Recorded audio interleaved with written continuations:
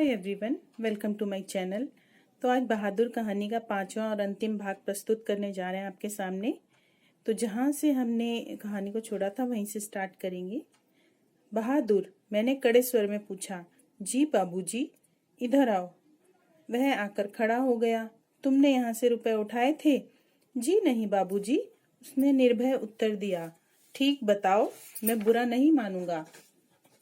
नहीं बाबूजी, मैं लेता तो बता देता। तुम यहाँ खड़े नहीं थे, रिश्तेदार की पत्नी ने कहा। फिर तेजी से बाहर चले गए थे।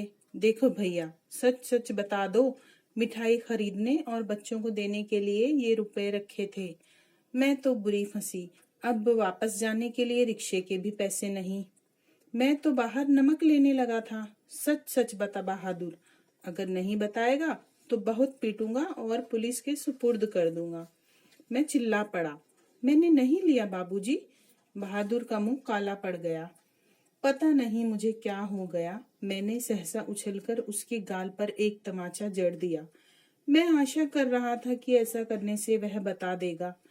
तमाचा खाकर वह गिरते गिरते बचा। उसकी आंखों से आंसू गिरने लगे। मैंने नहीं लिया, रोते रोते वो बोला। इसी समय रिश्तेदार साहब ने एक अजीब हरकत की। अच्छा छोड़िए, इसको पुलिस के पास ले जाता हूँ।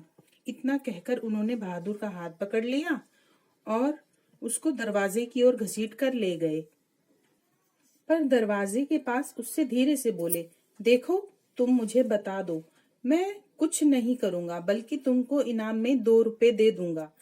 पर बहादुर ने इनकार कर दिया। इसके बाद रिश्तेदार साहब 2-3 बार उसको दरवाजे की ओर खींच कर ले गए, जैसे पुलिस को देने ही जा रहे हैं। लेकिन आगे बढ़कर वे रुक जाते और उससे धीमे धीमे शब्दों में पूछताछ करने लगते। अंत में हारकर उन्होंने उसको छोड़ दिया और वापस आकर चारपाई पर बैठते हुए हंसकर बोले, जाने दीजिए, ये सब बड़े घाघ होते हैं। किसी झाड़ी वाड़ी में छिपा आया होगा या जमीन में गाड़ आया होगा। मैं तो इन सबों को खूब जानता हूँ। भालू बंदर से कम थोड़े होते हैं। चलिए, इतना नुकसान लिखा था। इसके बाद निर्मला ने भी उसको डराया धमकाया और 2-4 तमाचे जड़ दिए, पर वह नहीं करता रहा। इस घटना के बाद बहादुर काफी डांट मार खाने लगा। घर के सभी लोग उसको कुत्ते की तरह दुरदुराया करते। किशोर तो जैसे उसकी जान के पीछे ही पड़ गया था। वह उदास रहने लगा और काम में लापरवाही करने लगा। एक दिन मैं दफ्तर से विलंब से आया। निर्मला आंगन में चुपचाप सिर पर हाथ रखकर बैठी थी। अन्य लड़कों का पता नहीं था, केवल लड़की अपनी माँ के पास खड़ी थी। अंगीठी अभी जली नहीं थी। आंगन गंदा पड़ा था। बर्तन बिना मले हुए रखे थे। सारा घर जैसे काट रहा था। क्या बात है? मैंने पूछा। बहादुर भाग गया। भाग गया? क्यों? पता नहीं, आज तो कुछ हुआ भी नहीं था। सवेरे से ही बड़ा प्रसन्न था। बराबर माताजी किए जा रहा था। दोपहर में खाना खाया, उसके बाद आंगन से सिलबट्टा लेकर बरामदे में रखने जा रहा था कि सिल हाथ से छूटकर गिर गई और 2 टुकड़े हो गए। शायद इसी डर से वह भाग गया कि लोग मारेंगे, पर मैं इसके लिए उसको थोड़े कुछ कहती। क्या बताऊं, मेरी किस्मत में आराम ही नहीं। कुछ ले गया? यही तो अफसोस है। कोई भी सामान नहीं ले गया है। उसके कपड़े, उसका बिस्तरा, उसके जूते सभी छोड़ गया है। पता नहीं उसने हमें क्या समझा। अगर वह कहता तो मैं उसे रोकती थोड़े, बल्कि उसको खूब अच्छी तरह पहना ओढ़ाकर भेजती। हाथ में उसकी तनख्वाह के रुपए रख देती। 2-4 रुपए और अधिक दे देती। पर वह तो कुछ ले ही नहीं गया। और वे 11 रुपए? अरे वह सब झूठ है। मैं तो पहले ही जानती थी कि वे लोग बच्चों को कुछ देना नहीं चाहते, इसलिए अपनी गलती और लाज छिपाने के लिए यह प्रपंच रच रहे हैं। उन लोगों को क्या मैं जानती नहीं? कभी उनके रुपए रास्ते में गुम हो जाते हैं, कभी वे गलती से घर पर ही छोड़ आते हैं। मेरे कलेजे में तो जैसे कुछ हौड़ रहा है। किशोर को भी बड़ा अफसोस है। उसने सारा शहर छान मारा, पर बहादुर नहीं मिला।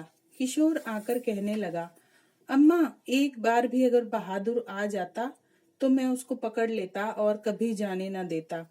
उससे माफी मांग लेता और कभी नहीं मारता। सच, अब ऐसा नौकर कभी नहीं मिलेगा। कितना आराम दे गया वह।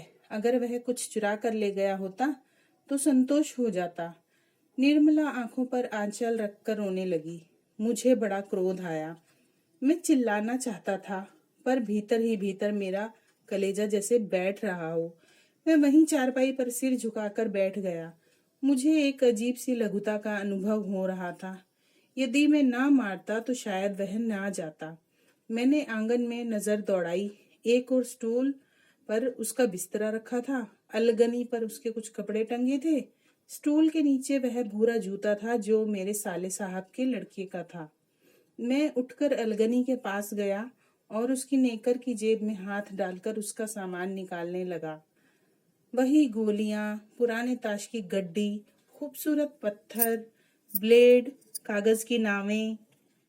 तो आज की कहानी, बहादुर कहानी, यही खत्म होती है।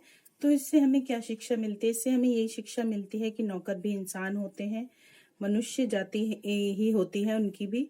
तो उनके साथ मनुष्य जैसा बर्ताव किया जाना चाहिए। और साथ ही साथ बच्चों को काम पर नहीं रखना चाहिए। बच्चों को शिक्षा दिलानी चाहिए, अपने पैरों पर खड़ा करना चाहिए। तो बस यही था एक छोटा सा संदेश। वीडियो अच्छा लगा हो, कहानी अच्छी लगी हो तो do like, share and subscribe to my channel. And thank you, thanks for watching.